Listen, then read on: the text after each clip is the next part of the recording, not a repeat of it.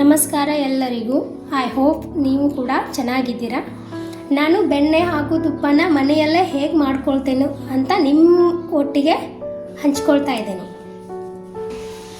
ನೋಡಿ, ನಾನು ಸ್ವಲ್ಪನೇ ಕೆನೆ ಬರುತ್ತಲ್ಲ, ಅದನ್ನು ಈ ಥರ ಸ್ಟೋರ್ ಮಾಡಿ ಇಟ್ಕೊಂಡಿದ್ದೇನೆ. ಇವಾಗ ನಾನು ಇದನ್ನು ಒಂದು ಮಿಕ್ಸಿ ಜಾರಲ್ಲಿ ಹಾಕಿಬಿಟ್ಟು ಗ್ರೈಂಡ್ ಮಾಡ್ಕೊಳ್ತೇನೆ. ಮಿಕ್ಸಿ ಜಾರಲ್ಲಿ ಹಾಕೊಂಡ್ಬಿಟ್ಟು ಗ್ರೈಂಡ್ ಮಾಡುವಾಗ ಸ್ವಲ್ಪ ಅದು ಏನಾಗುತ್ತೆ, ಸ್ವಲ್ಪ ನೀರು ಸೇರಿಸ್ಬಿಟ್ಟು ಗ್ರೈಂಡ್ ಮಾಡ್ಕೊಳ್ಬೇಕು. ಮಾಡ್ಕೊಳ್ಳುವಾಗ ಒಂಥರ ವೈಬ್ರೇಟ್ ಆಗುತ್ತೆ. ವೈಬ್ರೇಟ್ ಆದಮೇಲೆ ಕೆನೆ ಬಂದಿದೆ ಅಂತ ಅರ್ಥ. ನಿಮಗೆ ತೋರಿಸ್ತೇನೆ ನೋಡಿ. ನಾನಿವಾಗ ಈ ಥರ ಮಿಕ್ಸಿಯಲ್ಲಿ ಕೆನೆನ ಹಾಕ್ಕೊಂಡಿದ್ದೇನೆ. ಹಾಕ್ಕೊಂಡ್ಬಿಟ್ಟು ಅದಕ್ಕೆ ಸ್ವಲ್ಪ ನೀರು ಸೇರಿಸ್ಕೊಳ್ತಾ ಇದ್ದೇನೆ ನೋಡಿ. ಇವಾಗ ಒಂದು ಟಿಪ್ಸ್ ಏನಂತ ನೋಡೋದಾದರೆ, ಇಲ್ಲಿ ಸ್ವಲ್ಪ ಕೋಲ್ಡ್ ಸ್ವಲ್ಪನೇ ಇದ್ದರೆ ಬೆಣ್ಣೆ ಬೇಗ ಬರೋಲ್ಲ. ಅದಕ್ಕೋಸ್ಕರ ನಾನಿಲ್ಲಿ ಬರ್ಫ್ ಹಾಕ್ತಾ ಇದ್ದೀನಿ. ಯಾಕಂದರೆ ನಾನು ತೆಗೆದಿಟ್ಟಿದ್ದು ತುಂಬ ಹೊತ್ತಾಯಿತು. ಕೋಲ್ಡ್ ಸ್ವಲ್ಪ ಕಡಿಮೆ ಆಗಿದೆ. ಸೊ ನೀವು ತುಂಬ ಕೋಲ್ಡ್ ಇದ್ದರೆ ಬರ್ಫನ್ನು ಸೇರಿಸ್ಕೊಳಕ್ಕೆ ಹೋಗಬೇಡಿ ನೋಡಿ. ಇವಾಗ ಮಿಕ್ಸಿಯಲ್ಲಿ ಹಾಕೊಂಡ್ಬಿಟ್ಟು ಗ್ರೈಂಡ್ ಮಾಡ್ಕೊಂಡಿದ್ದೀನಿ.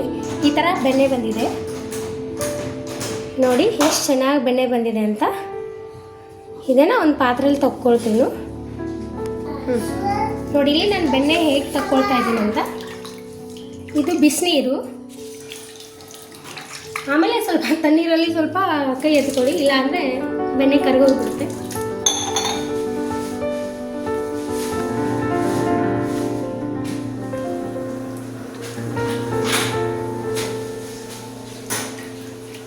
ನೋಡಿ ಎಷ್ಟು ಚೆನ್ನಾಗಿ ಬೆಣ್ಣೆ ಬಂದಿದೆ ಅಂತ.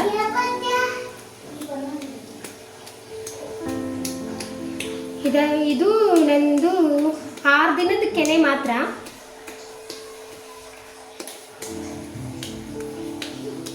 ಹುಡುಗರು ಕೆನೆ ತಿನ್ನಲ್ವಲ್ಲ, ಹಾಗಾಗಿ ನಾನು ಯಾವಾಗ ತಿನ್ನೋಲ್ಲೋ ಆವಾಗ ತೆಗೆದಿಟ್ಕೊಂಡು ಈ ಥರ ಬೆಣ್ಣೆ ಮಾಡ್ಕೊಳ್ತೇನೆ.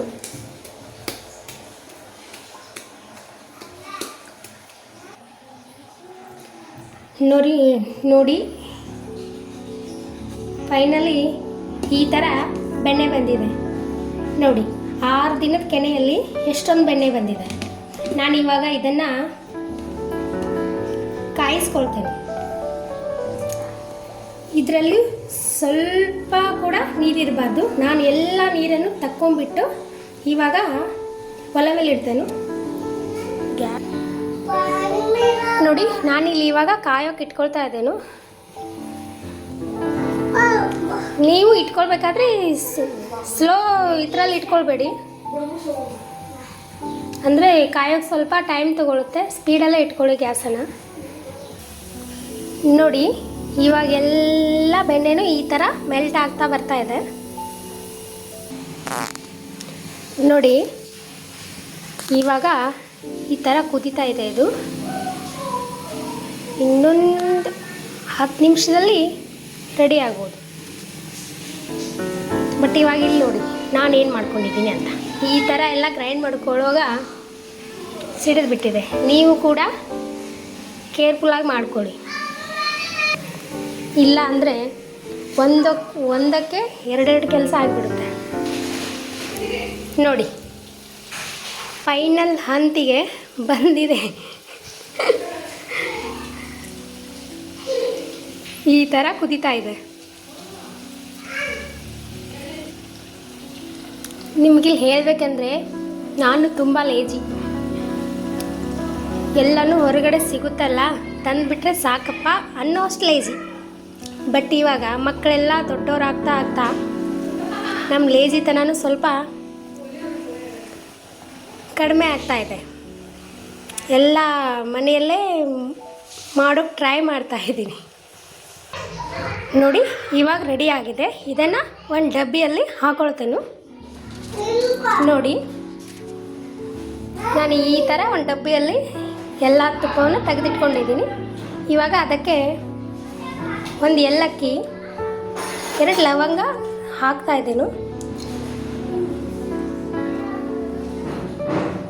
ಜಲ್ದಿ ತುಪ್ಪ ಹಾಳಾಗಲ್ಲ, ಅದಕ್ಕೋಸ್ಕರ ಒಂದೆಲ್ಲಕ್ಕೆ 2 ಲವಂಗ ಸೇರಿಸ್ಕೊಂಡು ಇಟ್ಕೊಳ್ಳಿ.